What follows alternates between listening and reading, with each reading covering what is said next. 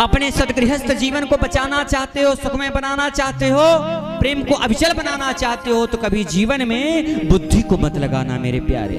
बुद्धि, गृहस्थ जीवन में बुद्धि नहीं चलता, प्रेम से प्रेम चलता है।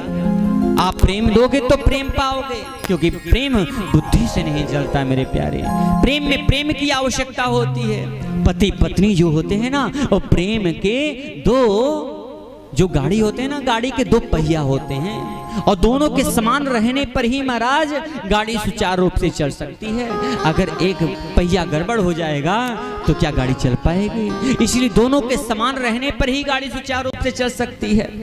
एकहु धर्म एक व्रत नेमा, काय वचन मन पति पद प्रेमा।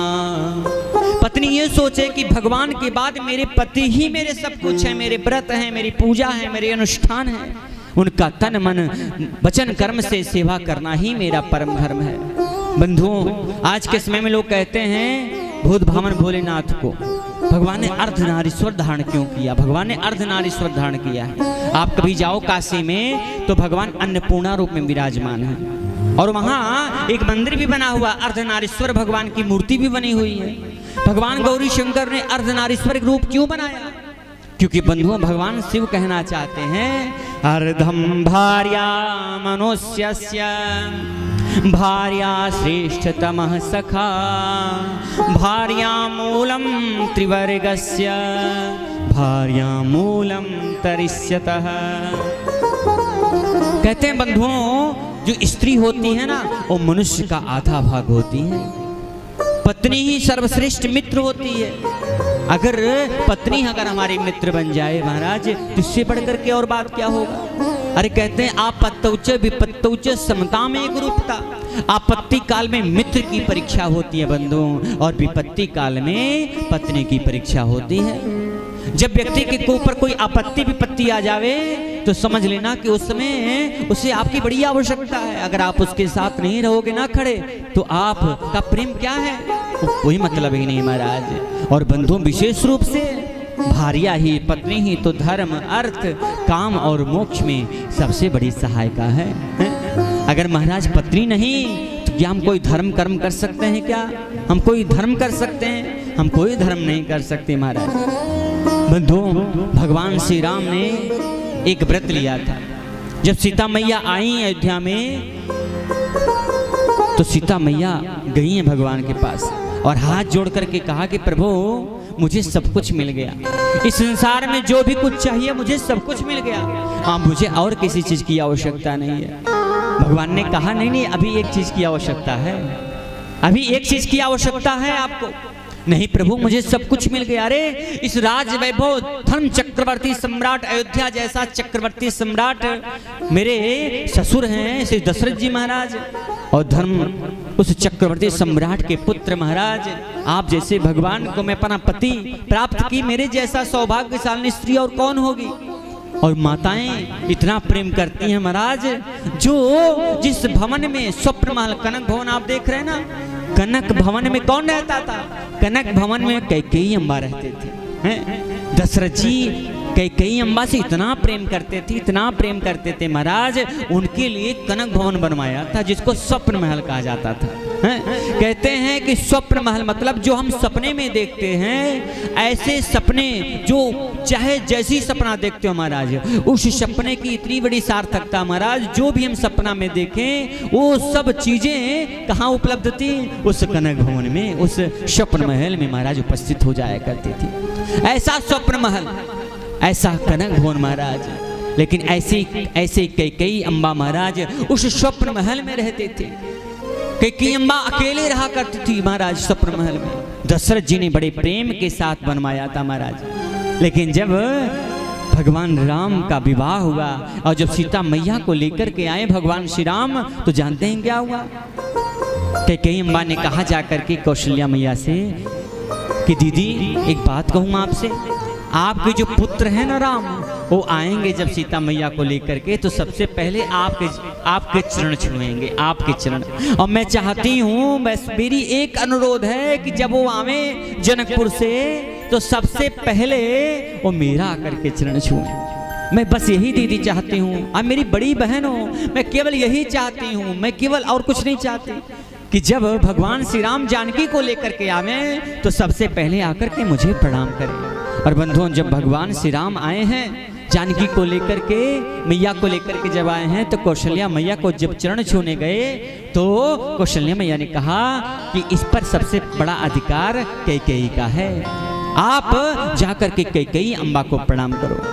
आज सीताराम दोनों आए हैं महाराज, और आकर के कैकेयी अम्बा को प्रणाम किया।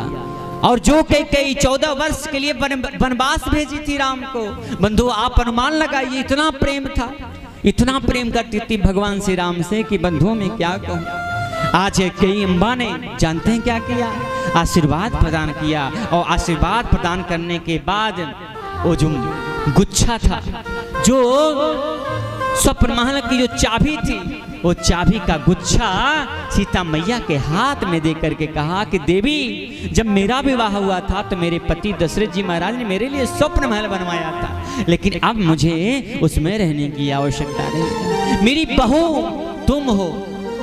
बंधुओं, सच में पूछा जाए तो भरत जी की जो उर्मिला है, उनकी जो पत्नी है, उनको उसमें रहना चाहिए था, लेकिन राम के प्रति इतनी अधिकता प्रेम होने के कारण आज भगवान श्री राम की पत्नी माता जानकी जी को वो गुच्छा दे करके महाराज, कुंजिका दे करके और दिया, कहा कि आज के बाद मैं स्वप्न महल में नहीं रहूंगी, आज के बाद नित्य निवास केवल मेरे सीताराम रहेंगे महाराज। और जाकर के आप देखिए, तब से लेकर के आज तक कोई उसमें दूसरा नहीं रहता, उसमें कौन निवास करता है, मेरे श्री सीता रामचंद्र भगवान है, मेरे श्री सीताराम भगवान उसमें आज भी निवास करते हैं और सारी कामनाओं को भगवान पूर्ण करते हैं। बोले कनक बिहारी सरकार की। तो कहने का भाव है बंधु, भगवान श्री राम ने कहा कि सीता, आज मैं तुम्हारे सामने प्रतिज्ञा करता हूं कि मेरे यहाँ एक कपोकल्पित है, मेरे जो पिता हैं उन्होंने 3 रानियों को रखा, जिसका वर्णन वाल्मीकि रामायण में मिलता है और अन्य पुराणों में मिलता है, जिनका नाम आप लोग जानते हैं, कौशल्या, कैकेयी और सुमित्रा। लेकिन वाल्मीकि रामायण में तो कई उपरानियों का भी वर्णन मिलता है कि दशरथ जी के कई उप पटरानियां भी थी। लेकिन भगवान श्री राम ने कहा कि सीते, आज के बाद मैं प्रतिज्ञा करता हूं कि आज के बाद ये राम दूसरा विवाह नहीं करेगा। मेरे यहाँ ये प्रतिज्ञा है कि हमारे पिताजी के पिताजी, मेरे सभी पूर्वज लोगों को कई विवाह करने की प्रथा है, लेकिन ये राम आज के बाद दूसरा विवाह नहीं करेगा। ऐसा वचन करने वाले तो मर्यादा पुरुषोत्तम मेरे भगवान श्री राम ही हो सकते और कोई दूसरा नहीं हो सकता। भगवान श्री राम ने कहा कि सीते, मेरी पत्नी, आज के बाद ये राम ना कभी दूसरा विवाह नहीं करेगा। और बंधुओं, बात उस समय की है जब भगवान श्री राम ने सीता का परित्याग कर दिया, उत्तरकांड में आप लोग जानते हैं।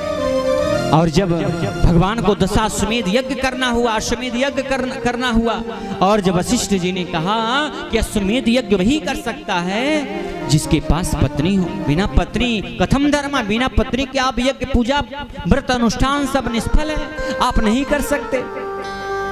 वशिष्ठ जी से हाथ जोड़ करके भगवान श्री राम ने कहा कि गुरुदेव, मैं आपको कुछ कह नहीं सकता, लेकिन आपको अपने शास्त्रों को खंगालना पड़ेगा। एक बार आप शास्त्रों को खंगालिए और देखिए क्या पत्नी के अलावा भी और कोई उपचार है। मैं तो विवाह नहीं करूंगा, मैंने व्रत लिया है, मैंने संकल्प लिया है, भले ही मुझे यज्ञ ना करना पड़े, मैं यज्ञ नहीं करूंगा, लेकिन मैं दूसरा विवाह कभी नहीं करूंगा। वशिष्ठ जी के नेत्रों से गंगा जमुना की धार बहने लगी। वाह मेरा शिष्य, वाह! गदगद हो गए वशिष्ठ जी महाराज, और तुरंत शास्त्रों को खंगाला गया महाराज। और शास्त्रों को खंगालने के बाद उसमें से एक छोटा सा मंत्र निकला। क्या मंत्र निकला कि भैया सोने की प्रतिमा बनाई जाए, सोने की प्रतिमा बनाई जाए। और जानते हैं बंधु, अश्वमेध जब यज्ञ हो रहा था तो दाहिने भाग में सीता मैया की प्रतिमा को बनाया गया, सोने की प्रतिमा को स्थापित कराया गया और सोने की प्रतिमा के साथ ग्रंथि बंधन कराया गया। और जब सीता मैया को जब वाल्मीकि आश्रम में जब पता चला कि मेरे पति ने ऐसी स्थिति में भी दूसरा विवाह नहीं किया, तो सीता मैया के नेत्रों से गंगा जमुना की धार बहने लगी कि मेरा पति। और बंधुओं, यही कारण था कि भगवान को कहना नहीं था, कहीं नहीं कि तुम बाहर चली जाओ। सीता मैया ने महाराज केवल बंधुओं में विशेष रूप से कहूं, पति कहे पत्नी तब माने, ये कोई बहुत बड़ी बात नहीं होगी। अरे पति के रुख को देख करके महाराज पत्नी को समझ जाना चाहिए कि पति की आवश्यकता क्या है। पति अपने मुंह से बोले कि मुझे ये चाहिए, नहीं मेरे प्यारे, पति के रुख को देख करके पत्नी समझ जाए कि नहीं नहीं मेरे पति इस समय धर्म संकट में है, मेरे पति इस समय इस स्थिति में नहीं, मुझे नहीं कहना चाहिए।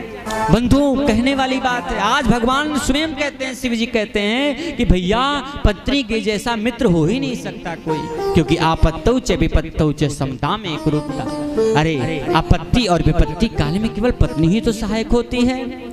संतुष्टो भार्या भर्ता भर्ता भार्यास्तथैव च। जहां पर पति पत्नी एक दूसरे का सम्मान करते हैं महाराज, संतुष्ट रहते हैं, कुल निश्चय ही कल्याण को प्राप्त हो जाता है। इसलिए अर्धनारीश्वर भगवान ने रूप धारण